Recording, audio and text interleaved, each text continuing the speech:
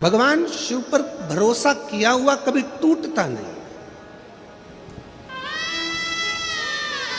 ये साधारण रिश्ते टूट सकते हैं, ये साधारण संबंध टूट सकते हैं, पर भगवान देवाधिदेव महादेव पर करा हुआ भरोसा कभी टूटता नहीं। शिव पर करा हुआ विश्वास, भगवान शंकर पर करा हुआ भरोसा, भगवान शिव पर करा हुआ दृढ़ विश्वास कभी टूटता नहीं है। आप किस भाव से आए हो, क्यों कथा सुनने आए हो, किस लिए आए हो, भगवान शंकर से क्या कहने के लिए आए हो, शिव महापुराण की कथा को क्यों धारण करने के लिए आए हो, क्या भगवान से विनती करने के लिए आए हो। 5 दिन बैठकर रहकर कथा का रसतत्व आप ग्रहण कर रहे हो और बाबा से क्या विनय करने के लिए आए हो, यह आप पर निर्भर करता है। शिव क्या देंगे, कैसे देंगे, कब देंगे, ये उन पर निर्भर करता है। शंभु, इसी को ओघड़दानी, इसी को शंभु कहते हैं, इसी को त्रिकालदर्शी कहते हैं। कितना विश्वास है आपका शिव पर, यह आप पर निर्भर करता है। 5 दिन में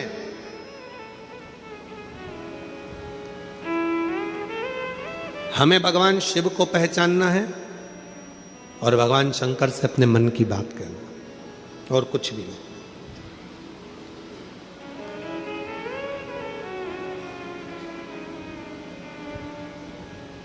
और जो रात्रि को रुकने वाले हैं उनसे निवेदन करूंगा कि पंडाल में जब आप सोते हैं, रहते हैं, पूर्ण सुरक्षा के साथ में रहें और साथ में भगवान देवाधिदेव महादेव की अविरल भक्ति करते रहें। अविरल भक्ति,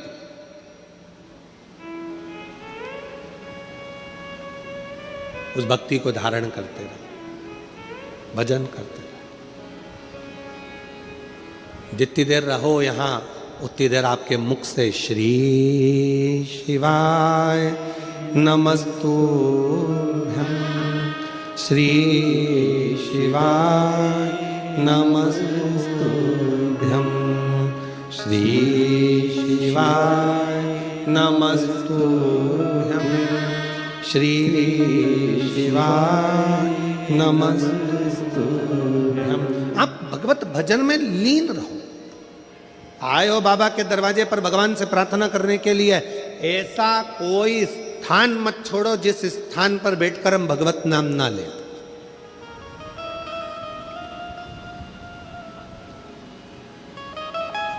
कितनी सुंदर एक कथा आती है कि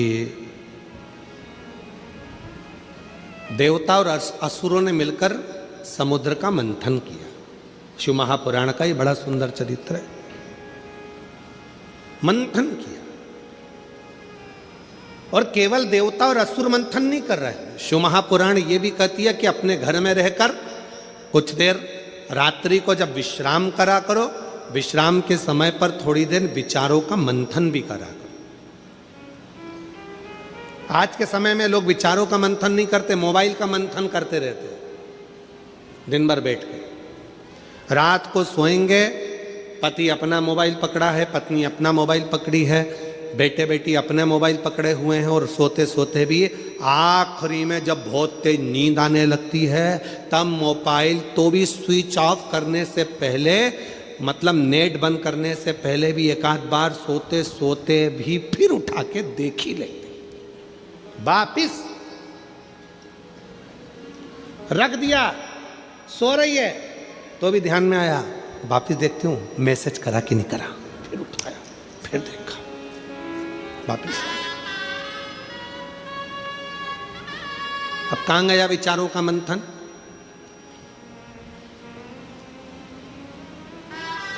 और कितना विचित्र समय चल रहा है, थोड़ा अंदाजा लगाइएगा।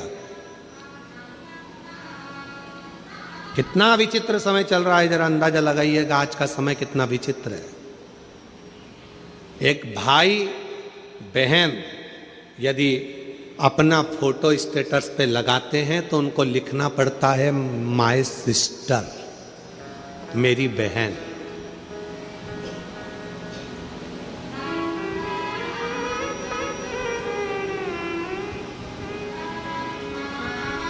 बुआ के साथ फोटो लगता है तो लिखना पड़ता है मेरी बुआ जी हैं, आज आई थी, उनके साथ फोटो लगाया।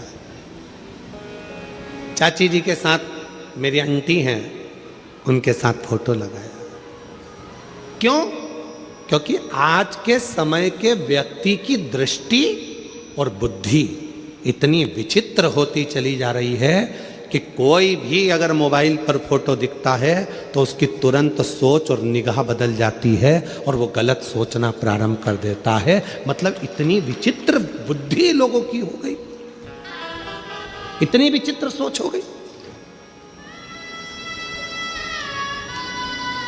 क्या संसार में कोई दूसरे रिश्ते नहीं रहे, कोई संबंध नहीं रहे? शिव महापुराण की कथा कथी है, भगवान देवादिदेव महादेव का चरित्र कथा है। मंथन हुआ, उस मंथन में हलाहल विष निकला। जरा संबंध देखिएगा, रिश्ता देखिएगा, कितना विचित्र कथा का वर्णन किया गया कि रात्रि को सोने से पहले मोबाइल का मंथन मत करिए, रात्रि को सोने से पहले मोबाइल को मत देखिए, रात्रि को सोने से पहले अपने विचारों का मंथन करिए। घर में क्या हुआ, बच्चों को कैसे पढ़ाना है, बच्चों की शिक्षा कैसे ग्रहण कराना है, कौन सी कोचिंग कराना है, कौन सी ट्यूशन देना है, कौन सी चिकित्सा कराना है। अगर भगवान ने हमको धन दिया है, पैसा दिया है, हमारे बच्चे अच्छे से पढ़ रहे हैं, तो अपने मोहल्ले में, अपनी कॉलोनी में, अपनी सोसाइटी में, अपने नगर में कोई बच्चा पढ़ने में कमज़ोर है तो उस बच्चे का शिक्षा अपने को कराना है। ये विचार, ये सोच, ये मंथन अपने अंदर होना चाहिए।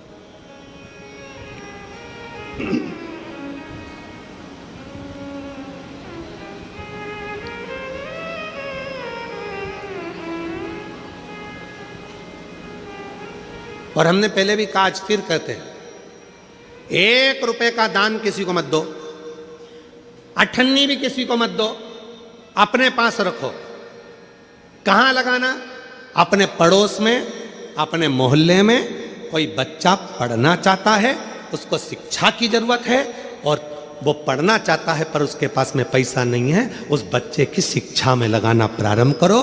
तुम्हारे बेटे की तरह वो भी एक दिन तुम्हारे मोहल्ले में, तुम्हारी कॉलोनी में, तुम्हारी सोसाइटी में, तुम्हारे पड़ोस में कोई बीमार पड़ा है, उसके पास में चिकित्सा का पैसा नहीं है, प्रयास करो कि तुम्हारे थोड़े से पैसे से उसका स्वास्थ्य ठीक हो जाए, उसको अच्छी चिकित्सा मिल जाए। भगवान ने यदि आपको लायक बनाया है, भगवान ने अगर आपको गाड़ी का मालिक बनाया है, भगवान ने यदि तुमको गाड़ी दी है, मालिक बनाया है, और मोहल्ले में, पड़ोस में अगर कोई एकदम बीमार पड़ गया, सूचना मिली भैया मेरा बेटा बीमार है, ऑटो नहीं मिल रहा, गाड़ी नहीं मिल रही, भगवान को धन्यवाद देना, आज तूने मेरी गाड़ी को सफल कर दिया, किसी के काम तो आ रही है, किसी की जिंदगी तो संवार रही है।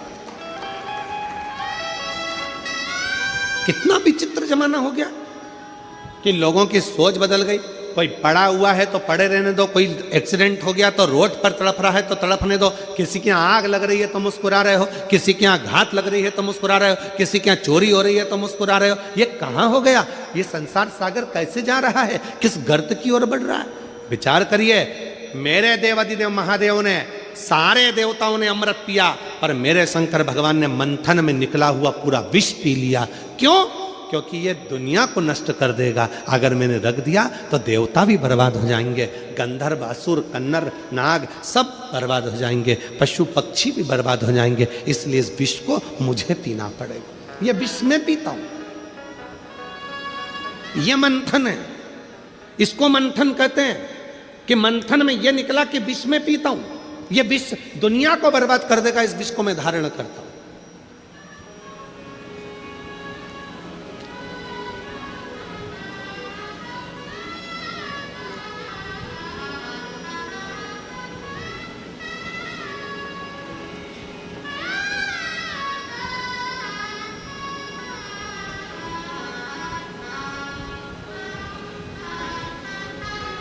यदि बस्तर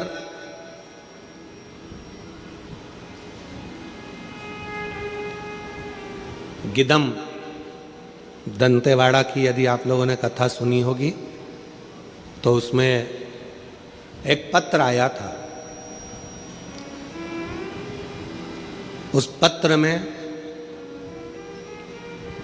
एक बहन जी ने पत्र लिखा था। उस पत्र में लिखा था कि हमारे दंतेवाड़ा क्षेत्र में,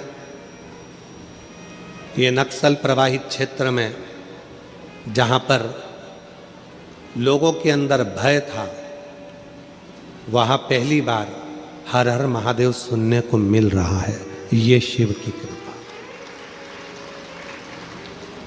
दंतेवाड़ा बस्तर की कथा में कहा था, शिव महापुराण की कथा में वही जाता है जिसको शिव बुलाता है और जिसकी झोली खुशियों से भरने वाला होता है, उसी को बुलाता ही नहीं है। तुम दुनिया का सारा प्रयास कर लो, मेरा भोले बाबा तुम्हें कथा में नहीं बुलाएगा। गाड़ी तैयार है, सबने विचार कर लिया चलना है, अपने पास में कथा हो रही है, नगपुरा में कथा हो रही है, इसके बाद छत्तीसगढ़ में कथा सावन में आएगी, 6-8 महीने की देरी लगेगी, इसलिए मौका है, आपन पूरा प्रयास कर लो कि अपने को नगपुरा की कथा जरूर सुनना है, बाबा से प्रार्थना करना है और बाबा से विनय करना है। बस विचार मंथन चलता रहा, अब तो जाना है, चाहे कुछ भी हो जाए। सारी तैयारी कर ली, मालूम पड़े कि कोई घर में अड़चन आ गई, नहीं जा पाए। तुम्हारा जाने का मन था, तुम नहीं पहुंच पाए, और पड़ोसन का जाने का मन नहीं था, तो भी पड़ोस की गाड़ी जा रही थी, उसमें बैठ के चली गई। मतलब बाबा को उसकी झोली में कुछ देना था, बाबा को उसको कुछ प्रदान करना था, इसलिए बाबा ने बुलाया। क्यों बुलाता?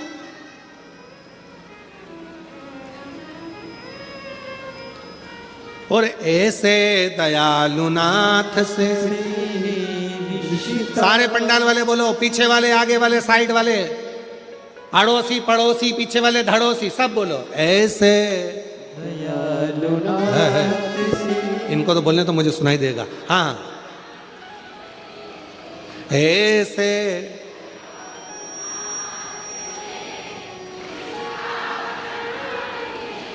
बहुत बढ़िया, अच्छी आवाज है, बाबा की कृपा है। मिलता रहेगा आपको जो कुछ भी चाहिए, ओ मिलता रहेगा आपको जो कुछ भी चाहिए, और ऐसा करिश्मा होगा जो हुआ कभी नहीं, ऐसा करिश्मा होगा जो हुआ कभी नहीं। वो हो सकता है जो कभी ना हुआ। एक पत्र है,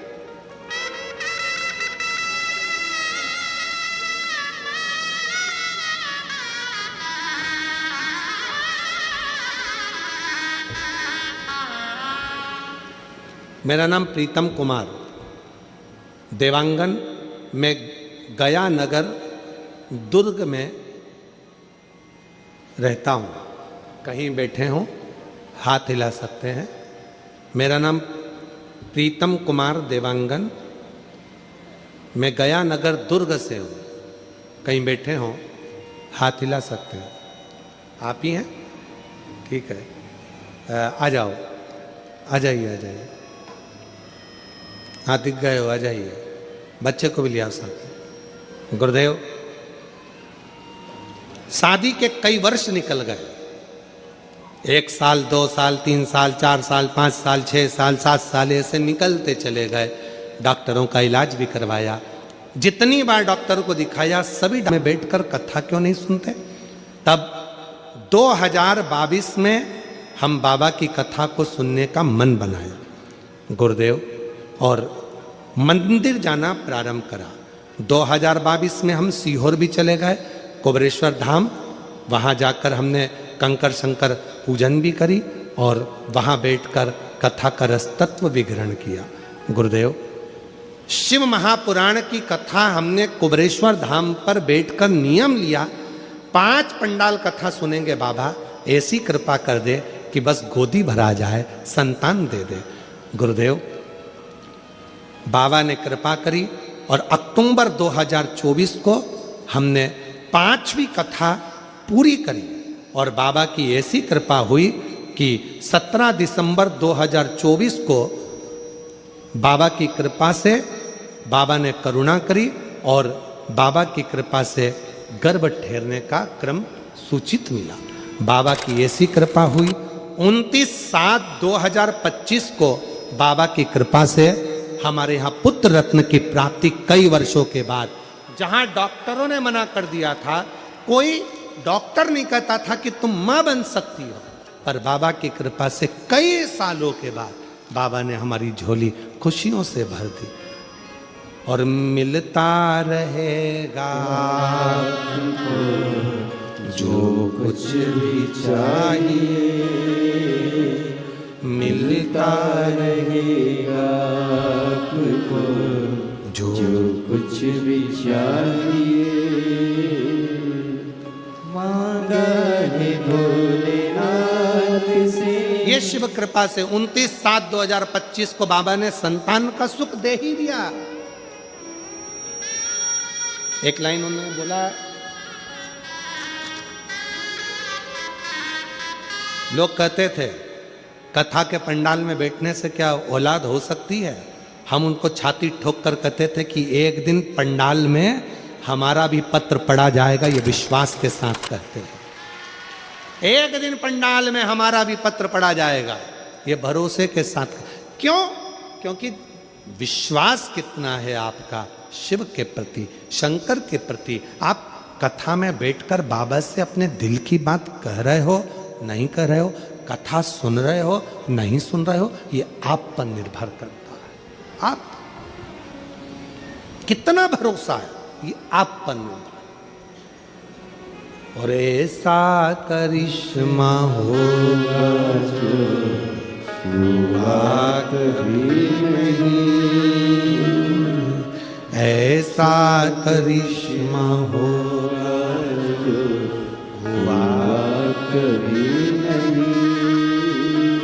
मांगा है भोलेनाथ से वरदान कहीं, मांगा है भोलेनाथ से वरदान की, तेरी कृपा बनी रहे जब तक है जिंदगी, तेरी कृपा बनी रहे जब तक है जिंदगी। ओ मेरी छत्तीसगढ़ की जीजियों, ओ नकुरा के मेरी बहनों, मेरे बहनोइयों, मेरी जीजियों, मेरे जीजाओं, मेरी बेटियों, बेटाओं, मेरे बुजुर्ग, ध्यान रखना, आप कोई साधारण जगह पर नहीं बैठे हो।